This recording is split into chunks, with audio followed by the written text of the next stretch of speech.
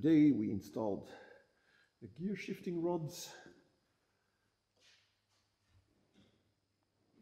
and all the way there in the back the gear shifter itself,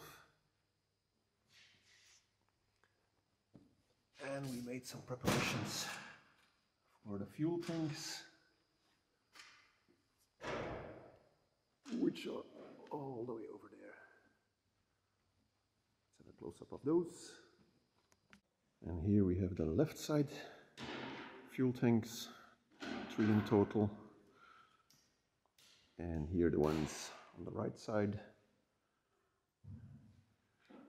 and this device here is the filler pot. But we need to check the tanks before we can reinstall them, see if they don't leak, and probably change some of the hoses that connect the tanks, as well as the fuel level meter, to see if that one's working as well.